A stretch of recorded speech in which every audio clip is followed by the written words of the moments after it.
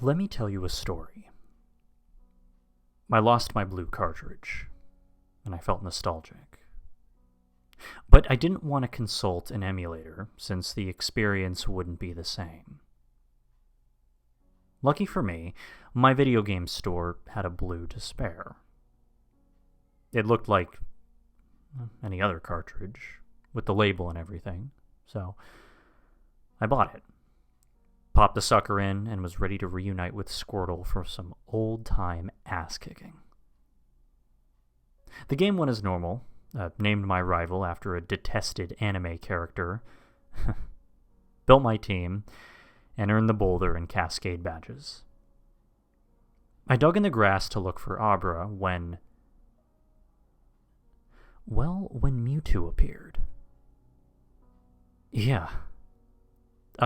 He's level 70, just like he would be in the Unknown Dungeon / Cerulean Cave.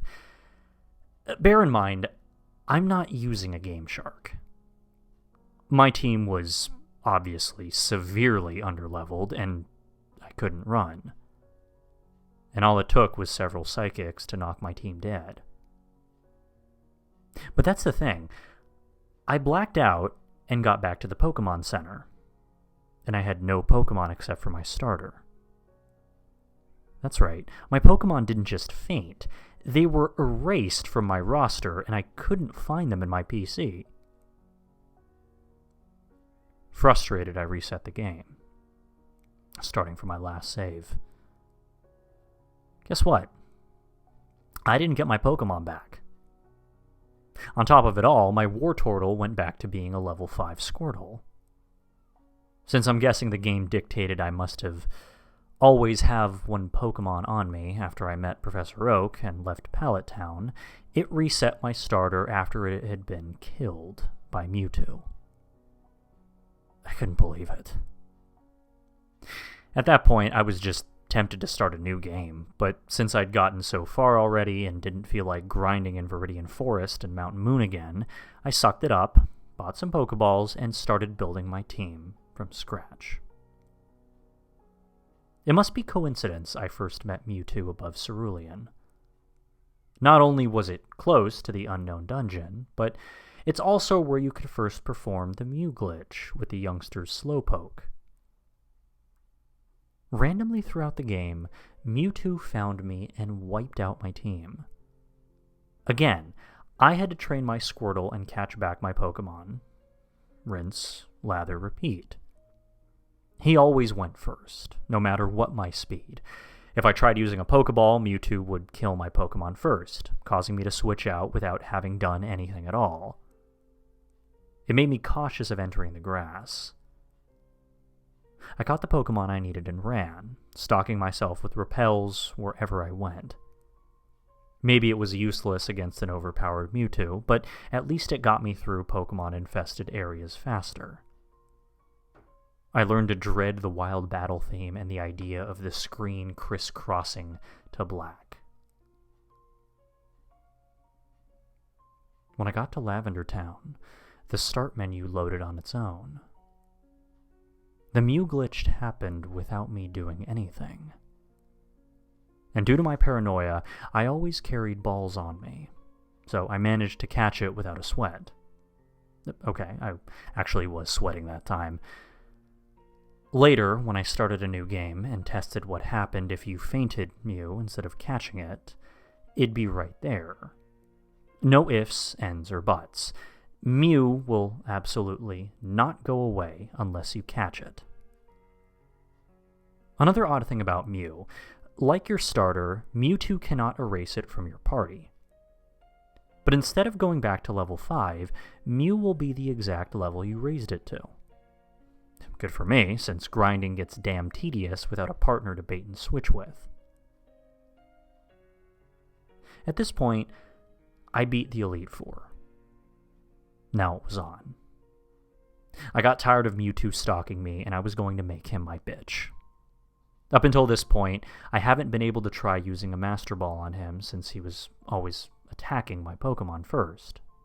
But on the final floor, the final showdown, I finally had a chance to fight back. Depending on what I did, the ending changed. 1. If I use the Master Ball, Mewtwo will force himself to be the first Pokemon in my lineup. In battle, he'd act exactly as a Pokemon would if you didn't have all the badges, with a twist. Instead of randomly using a different move on the Pokemon, like Mewtwo instead used Swift, he used them on other members of my party. Mewtwo instead used Swift on Blastoise. Now, the only option on the window was Fight, and the only move my team had was Struggle. Not only would he take out my opponent, he set up the ultimate middle finger on me as I could do nothing but watch Mewtwo destroy everything I had. When Mewtwo finished slaughtering my Pokemon, my Mew automatically popped out of its ball and challenged him. When Mew or Mewtwo were down to a sliver of HP, Mew used Explosion, which I had never taught it, knocking each other out. After it said Mew and Mewtwo fainted, the game blacked out of battle, and stuck there. No buttons worked.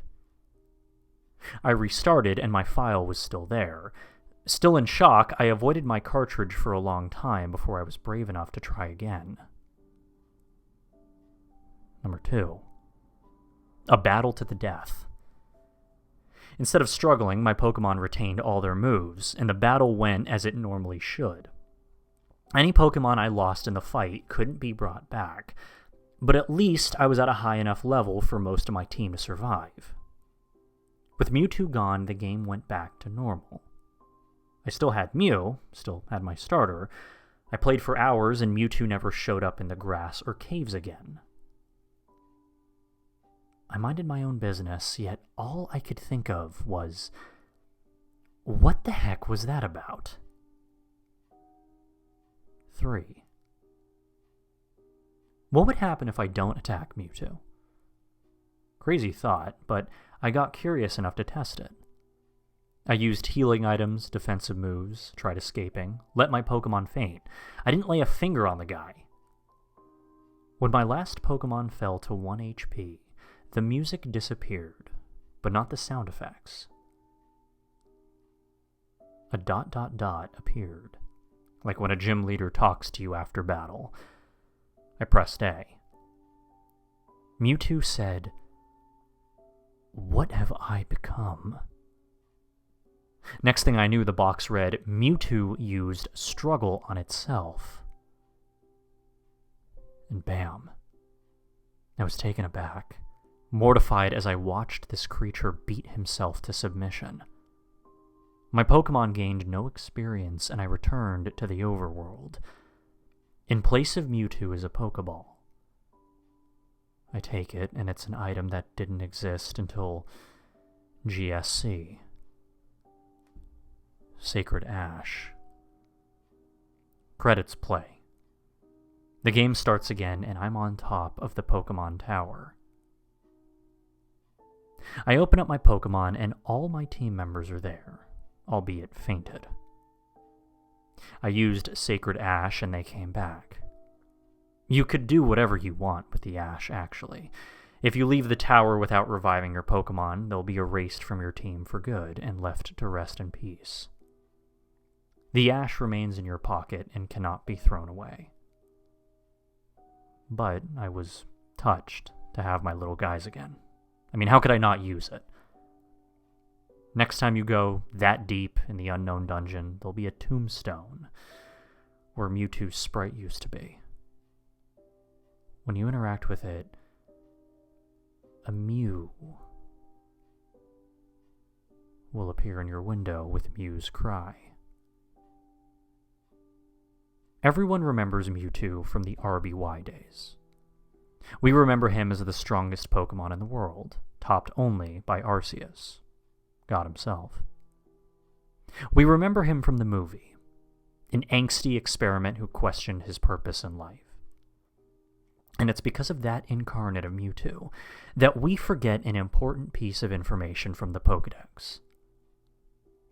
Mewtwo is a Pokemon that was created by genetic manipulation. However, even though the scientific power of humans created this Pokemon's body, they failed to endow Mewtwo with a compassionate heart. We take Mewtwo for granted. We brag about how we caught him with a simple Pokeball, and in later generations, we didn't need to chuck the Master Ball at him anymore. Is Mewtwo truly as savage as he lives up to be? What happened to him in the last ending? By forgiving Mewtwo of his atrocities upon my Pokemon, did he kill himself to redeem his soul? Or is he still a monster?